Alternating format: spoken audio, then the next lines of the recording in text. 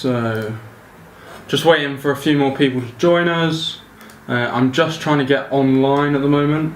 It's a little bit confusing. There's several screens. You can't see all of this. There are so many screens going on here because I'm all on my own that it is actually a little bit mad.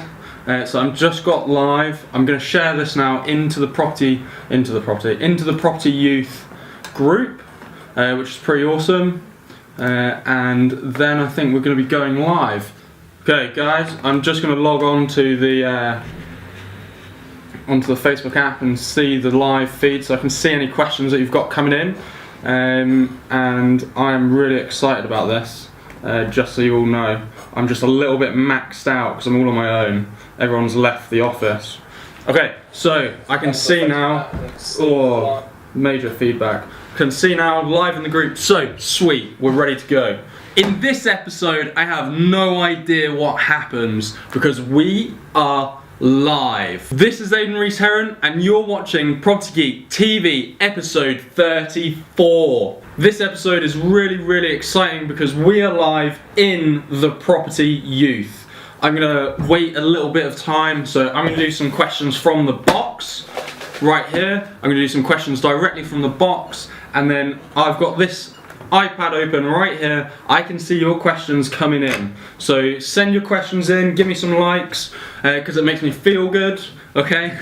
And send your questions in and we'll do some live question and answers after we've done some of the traditional standard box questions. But before we do that, massive thank you to Tom. This is, after all, the Property Youth Special. That's pretty sexy, right? That is really sexy, okay? And it's an amazing group. For those of you that aren't watching this inside the group, you guys should definitely check them out. If you're serious about property, okay, and property investing and you're under 30, hence Property Youth, then this community is absolutely amazing. Okay, there's loads of active people in this community and I really enjoy engaging with all of you about property, and it's really good. So, a little bit of background on me, because I know this is a bit different. We're live, okay?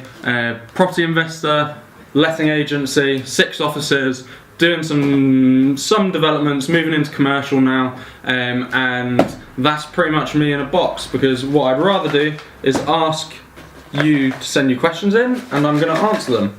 Hi Tom, glad you can join us. Obviously, I'm not surprised you're watching. Send me like a logo for the Property Youth and I'll put it up on YouTube with the video.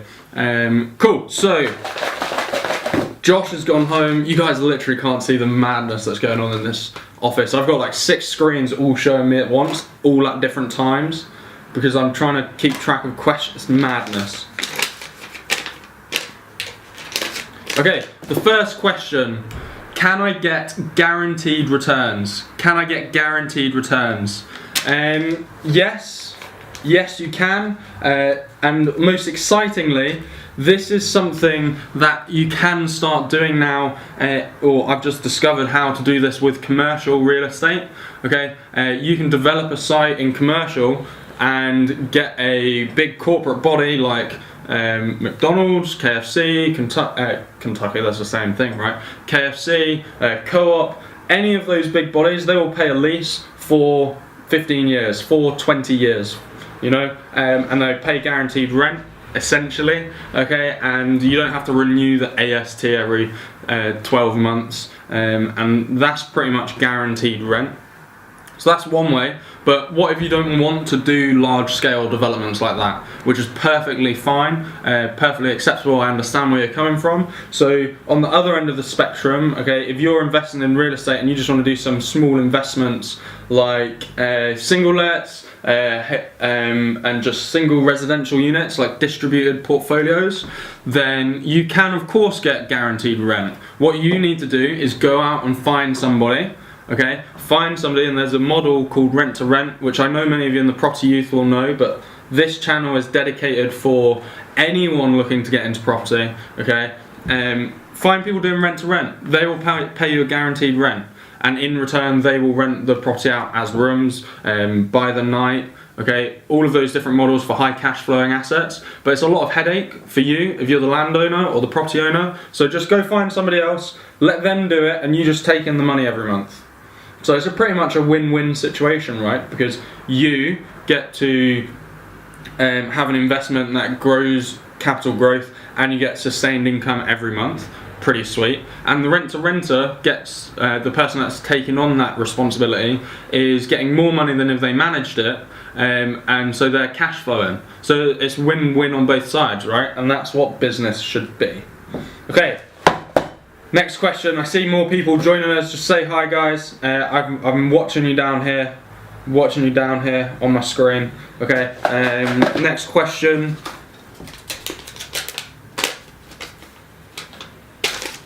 Okay. Return on land investment.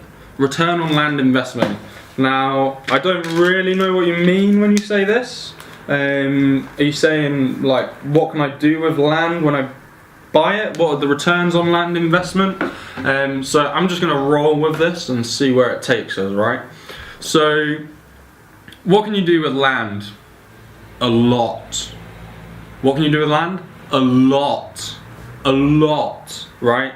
There is so much you can do with land, okay? You basically just, like, you're free to do whatever the hell you want, but some words of warning, right? Don't do something just because you can. You have to tap into the local market, okay, and do what fits that zone, fits that area, right? So I'm trying to think of some examples now, right? Right, if you find a plot of land, even if it's a beautiful plot of land and it's in the middle of nowhere, you're not going to build a commercial, like a shopping mall, right? Because who's going to shop there? Nobody, okay?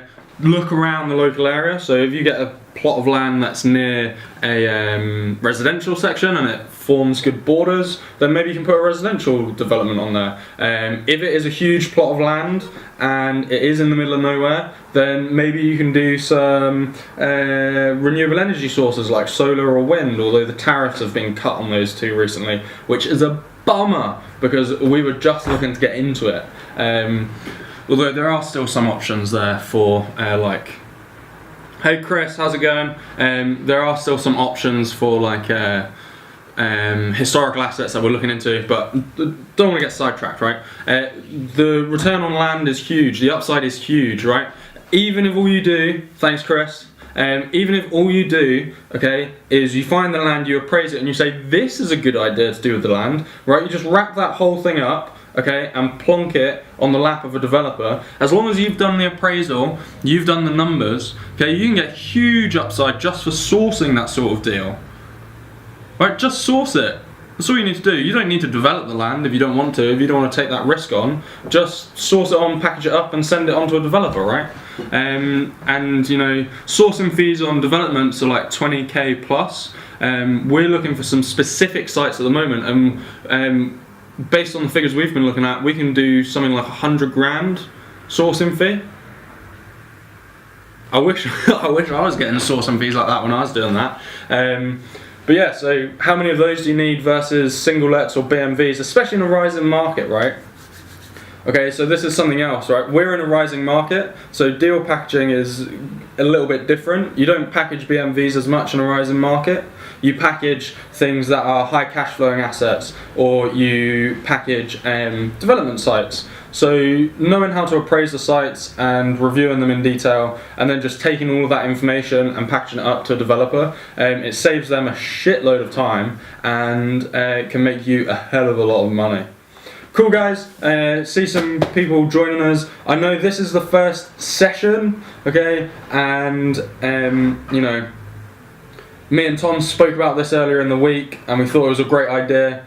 We know that it might take a little bit of time to gain the traction that we'd like, but your support and attention it really means a lot to me, so thank you very much for joining us. I'm going to do another question, and then if you've got any questions, you just pop them down on here, and I will read them. There is a slight time delay, so I'm just going to ramble until you send a question in. I'm really enjoying this. I'm super pumped because this is awesome, and so many computer screens and TV screens. Leo, If you're wondering why I'm not looking at you as much, it's because I've got the webcam here and I've got my giant screen here, which has got like information on, and I've got my iPad down here where I'm seeing questions and stuff. So I'm sorry, Leo, I'm sorry YouTubers that are watching this after the fact. We are Facebook Live, and yeah, and we're just gonna roll with it. Okay, I think this moves on quite nicely from what I was just talking about. Are JVs only money orientated? This is very closely linked to what I was just talking about. You know, for me the biggest achievement has been figuring out how to build partnerships and grow businesses. Okay, and so we've got like 5 or 6 sub businesses and partnerships that I'm working on at the moment. One's in the energy sector, one's in commercial developments, one's in residential developments, one's in education, one is the letting agency, right? And a couple of other ones on the side as well. And so, you know, for me it's about finding something you can offer them, and that is what JV is, right? It's just that the most common joint venture is one where somebody has some skills and a deal in property, and somebody has some money but not the skills or the time or the inclination to do it, and you merge those two together and you've got something pretty cool. But if you are, you know, there's plenty of examples of people that have done this without naming too many of them, right? But if you've got a particular set of skills, okay, Steve Wozniak and Steve Jobs, okay, that is a joint venture. And look how big that got, right? Steve Jobs couldn't do the technicals. He could do a little bit of it, but his skills were not the technical coding and building, creating amazing machines that Steve Wozniak was doing. But together, and Wozniak was definitely not the salesman that Steve Jobs is, but together they were able to do something absolutely humongous, okay? And the secret to the best businesses is that they should be greater than the sum of their parts. And that is what my primary focus is right now, okay, is finding the pieces, like finding all the pieces, okay, and figuring out how you can put them together to make a machine that just starts, just goes and goes and goes and goes. So it's pretty sweet. I think what we're probably gonna do is wrap up there, a sweet 20 minutes. And you know, I've had a great time. I hope you've had a great time. Sorry that it was published very last minute. 5 o'clock might not be the best time if people are at work and stuff, but we'll figure all of that out. And you know, thank you very much for joining us. Question of the day. What skills have you got that can bring value in a joint venture? Let me know below.